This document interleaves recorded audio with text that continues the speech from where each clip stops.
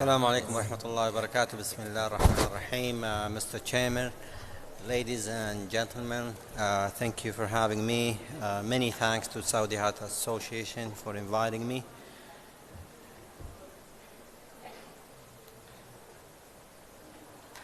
So my assignment today is to talk about a narrow complex arrhythmias, supraventricular tachycardia.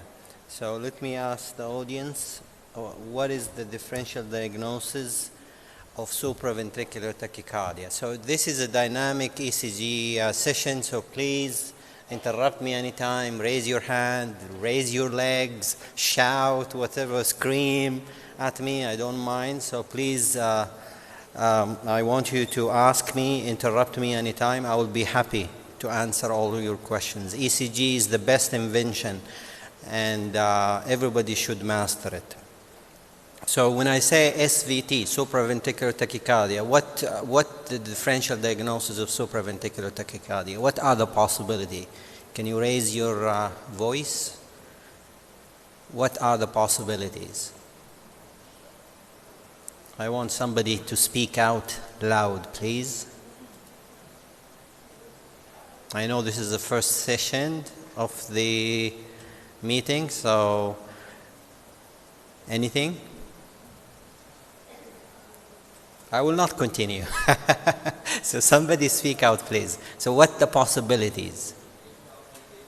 Excellent. Okay, so AVNRT, AVRTs, atrial fibrillation, sinus tachycardia, anything you say is right, except VT.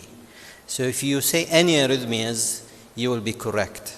AFib, atrial flutter, sinus arrhythmias, sinus tachycardia, atrial tachycardia, AVNRT, AVRT. These are the possibilities. So you have 5 or 6 possibilities. How would you approach supraventricular tachycardia? I will, throughout my slide, I will explain all the steps. So I'll just show this slide at the beginning so you so we can go back to it after we finish. So I have 50 minutes to give you around 100 slides, so I will not give you all the slides, but I'll try my best to give you the take-home message. So supraventricular tachycardia is a narrow complex or wide complex? Narrow complex. So the first thing that you should look at is whether the QRS is wide or narrow. Is it regular or irregular? Could be both, because AFib is irregular. So the most important thing at the beginning when you see an ECG is to decide whether it's narrow or wide. If it's more than 3 millimeter wide, it's the QRS duration is more than 3 millimeter or 120 millisecond, it's wide. If it's less than 120 millisecond, or less than 3 millimeter in width, then it is narrow. So the first thing is to say, when I ask you to describe an ECG, is to say, is it a narrow complex or a wide complex? The second thing, to tell me quickly whether it's regular or irregular. Don't depend on your eye, so you should use a paper to decide whether the arrhythmias is regular or irregular, or use a caliper to decide. The third thing that you should go over is whether is it a short RP or a long RP. And the fourth and the fifth and the sixth will look at the initiation, the termination of the arrhythmias, the morphology of the P wave, the morphology of the QRS, because the QRS could be wide if there is SVT with aberrancies. You look at the irregularities in the rhythm to decide, to help you making a differential diagnosis. And you could do maneuvers, or you could look at evidence of heart block to decide what kind of arrhythmia is that. This is the effect of AV block from medication, or from carotid sinus massage, or from beta blocker, or to Valsalva maneuver. So I squeezed everything in one slide. So basically this is my presentation today. All these things I'm going to show you this in real-time slide. This is important to know So first of all, as I mentioned, how would you describe this ECG? It's a narrow complex. Yes, it's narrow. Regular. Yes, it's regular. The other thing that you should be able to tell me is you measure the distance from R. So this is the pointer. This is a very light screen, so I cannot use a laser pointer. So you measure from the R to P. Okay? All you can see that. And then from P to R. If the R to P is less than the PR, so if this distance is short, then the possibilities are number 1, AV in RT, which is the commonest arrhythmias. Number 2, AVRT, which is an accessory pathway. Number 3, atrial tachycardia. If the RP is longer than the PR, then we call it long RP tachycardia. The differential diagnosis is the same, but reversed. So number 1 possibility is atrial tachycardia. Number 2 possibility is AVRT. Number 3 is AVNRT. So the most important thing when you look at ECG is to say narrow complex regular tachycardia with a short RP. Then you have only three options to make your diagnosis. So the long RP, when the R to P is long, the differential diagnosis is number 1, atrial tachycardia. Number 2, AVRT with a slow retrograde conducting accessory pathway. I will show you ECGs of the third one, which is permanent junction reentry tachycardia, or atypical AVNRT, or sinus tachycardia. If it's a short RP, then the commonest is AVNRT, the typical one, followed by AVRT, followed by atrial tachycardia. So it's the same differential diagnosis, but the epidemiology is different. I would encourage you also to look at the initiation of the tachycardia. So you look at the tachycardia and before the tachycardia, because sinus tachycardia and atrial tachycardia has a warm-up phenomena. So you should see it.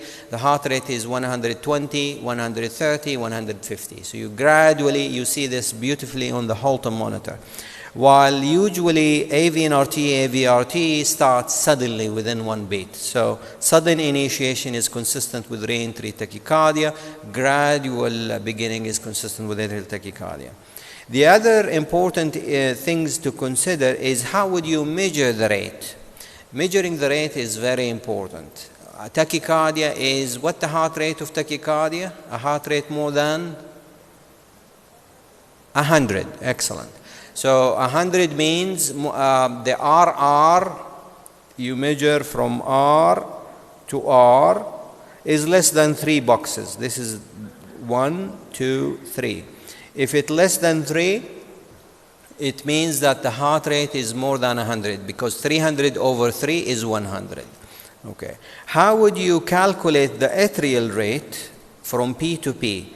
You use the 1500 rule. 1500 over the distance between P to P. This helps you to differentiate between atrial tachycardia and atrial flutter and atrial fibrillation.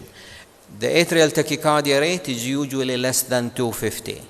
The flutter rate is 250 to 350. The AFib rate is more than 350. How would you know that? You just measure the distance between P to P and divide 1500 by the number. Okay? So this is important because it helps you to make you to differentiate between flutter and atrial tachycardia. This is to show you the most junior doctors say, even senior doctors say, we do not see the P wave. Any sharp deflection in the QRS or in the T wave is actually a P wave, because the T wave is a repolarization wave. It should never be notched sharp like this one. This is very sharp notching. So this is a retrograde P wave. So if you see deformity of the T wave or deformity of the QRS compared to sinus rhythm, then it is most likely a retrograde P wave. So I finished from my quick introduction. Now let's go over the ECGs. So if you look at this ECG, the way to describe it is a narrow complex regular tachycardia, right? So this is all my presentation will be about supraventricular tachycardia. You see, you cannot be wrong if you say anything. You are 25% of the time you are correct, because it's only one of 4 options. It could be either flutter or tachycardia or AVNRT or AVRT. AVRT is an accessory pathway, atrioventricular reentry tachycardia. So can anyone tell me what the possibilities? Is this an atrial flutter? Raise your hand if you think this is flutter. The audience, okay, this is clearly a flutter wave. There is clearly a flutter wave. If you look at this continuous sawtooth appearance here, if you see that the P wave going down and then going up and going down. So the fact that you do not have an isoelectric segment between the P wave is consistent with atrial flutter. Okay, how would I differentiate it from atrial tachycardia? Is the fact that the atrial flutter is usually organized, usually very nice. We call it in the books a sawtooth appearance. So when it's organized and it's nice and continuous, the P wave is a continuous, wide P waves, and you can look at also V1. You can see the P wave notching like this. Then it helps you to know your diagnosis. One other thing is, if you look at the rate, the V1 is the best actually lead to see P wave.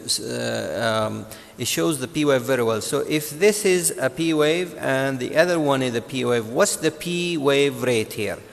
So we say 300 over 1 box. So the rate is around 300, and the ventricular rate is around 150. So you see this R and this R, there are 2 boxes, roughly 2 boxes between the R waves. So 300 over 2, that's 150. So one clue to atrial flutter is when you have a ventricular rate of 150 and atrial doubling the atrial rate to 300. So this is an ECG showing narrow complex regular tachycardia with a continuous undulation of the P wave with a rate of 150 in the ventricle. Always think of atrial flutter. So this is another ECGs. So again, it's a narrow complex, right? Regular or irregular? So most of the time it's regular. I heard regular. Yes, it's regular. But before you say regular, you have to look at the whole rhythm strips. So here you can see some irregularities. Okay?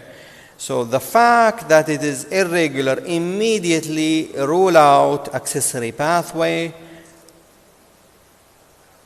Of course, this is not ventricular tachycardia. So you have